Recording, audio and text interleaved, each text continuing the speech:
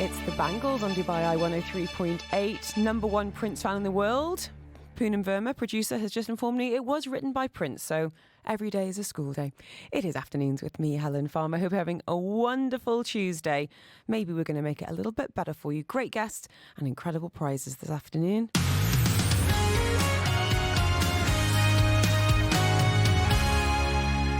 We're talking mindfulness this hour, and we've had conversations on this topic before, but I still don't feel like I fully understand how and why this is such an important part for so many people's lives, and ultimately how it could affect you listening today. So if you've got any questions about mindfulness, I tell you what, the gentleman in the hot seat right now is the one to answer it. We've got the founder and CEO of Lama, Mr. Gopi Krishnaswamy, is with us. He's a mindfulness teacher, a coach. He works globally with individuals, with companies, and he's been practicing mindfulness for about 30 years, Gopi. Welcome. Thank you so much, Helen. It's a pleasure to be here. Well, I've got lots of questions for you. We've actually had a number of messages on the text line and on social media once we dropped your name. But before we get to that, I'd love to know where this started for you, because I feel like that phrase mindfulness feels like a bit of a modern phrase, but the concept perhaps isn't. You're absolutely right. I think as a concept, it's probably existed for thousands of years. And in fact, I'd go to the extent of saying that it's actually a skill that's inherently present in all human beings. As for, when did I discover it? I think probably about 20 years ago when I started kind of gravitating towards Zen. I was a young man, a fidgety chap who couldn't sit in one place and close his eyes and meditate. Mm-hmm. And then my master, I remember, said to me that you don't actually have to sit in one place and close your eyes in order to meditate. And for me, that was a revelation. And then I realized that meditation is actually not something you do, but it's a state you are in, no matter what you do. You make it sound so elusive, though, because I think there are a couple of different avenues I'd like to explore. One is exactly that. I have this issue about mindfulness and meditation. It's something that should be on my to-do list, which is, okay, Helen, the kids are at school now. You've got 20 minutes before you need to get to work. Mm-hmm. You should be sitting on the floor. And if you don't do this, then your mental health is going to suffer and you're going to be in a bad mood for the rest of the day. Mm-hmm. And then that pressure starts to build and you don't do it and you start to feel terrible about yourself. So you're saying it doesn't necessarily need to look like that. What's it look like for you over the years, Gopi? How have you been mindful? I think motorbikes were involved. I think the beauty of mindfulness is that you don't need to go anywhere necessarily. You don't need to go live in a monastery. You don't need to go to the Himalayas, sit in a cave or stand on one leg. Every moment and whatever you're doing in that moment actually presents to you an opportunity to be mindful. So when you're talking about mindfulness, and I feel like it has kind of lost a bit of meaning over the last few years and people's different definitions of, vastly change. What do you mean by it, Gopi? And what do you see as the benefits? As I said, Helen, I think being mindful is a skill that's already present in all human beings. We can be mindful of our step. We can be mindful of the weather. We can be mindful of, what we're saying. And when we keep our mind in the present moment to whatever we're doing in that moment, there is a certain energy that builds up in us, which is the energy of mindfulness.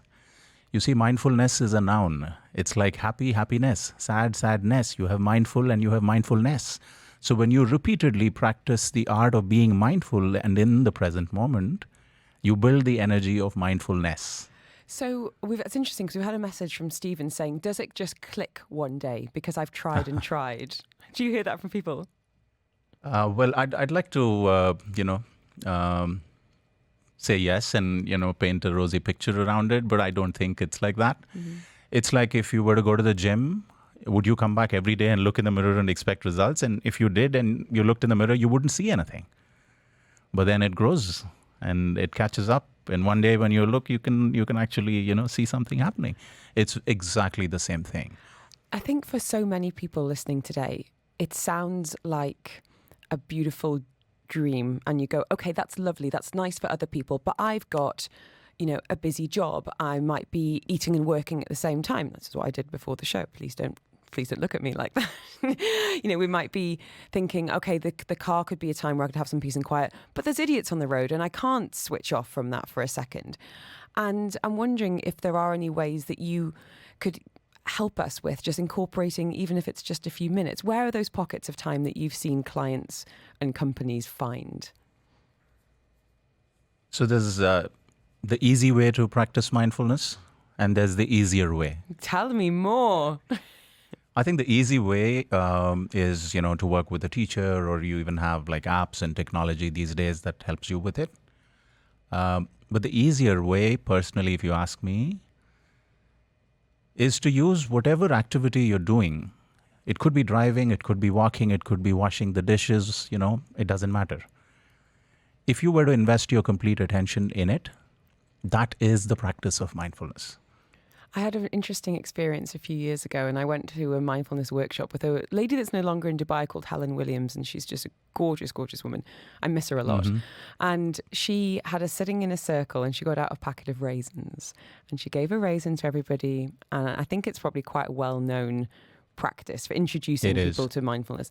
And of course, everyone just immediately popped it. And she was like, no. Okay, so we get the second round of raisins. And it was examining it, holding, really close up to eyes and looking at every single crevice in that piece of fruit. Right. Feeling the texture, taking the tiniest bite, even listening to what that raisin sounded like. And I was like, wow, I'm feeling pretty self-conscious here, Helen, to be honest. But it was so interesting because I don't think I've ever been so absorbed in an activity. Do you find that when you're doing practices like that, whether it is on a super micro scale like that, or indeed with corporations, that people do have a bit of a light bulb moment, even with one exercise or one statement? Most definitely. I think you can take this down to the most mundane of activities. You could write an email mindfully, you could have a mindful meeting, you could have a mindful conversation. And at some point, yes, there can actually be an aha. When you realize that all these little moments are actually building up to create that energy, which then stays with you, right? So, for example, even if you were to be driving and traffic was really bad, you could use that time in the car to be aware and actually not freak out, but maybe become more peaceful. Right. I tell you what, you've got such a calming presence. It's lovely to have you in the studio. We're keeping Guppy with us for a little bit longer. If you do have any questions, please don't hesitate to get in touch. We've had an anonymous message here saying, is it true that mindfulness and meditation can be dangerous if you've suffered trauma or abuse, as it can allow you to reconnect with it without a professional to help? We're going to come to that next. More of Afternoons with Helen Farmer is coming up next on the UAE's #1 talk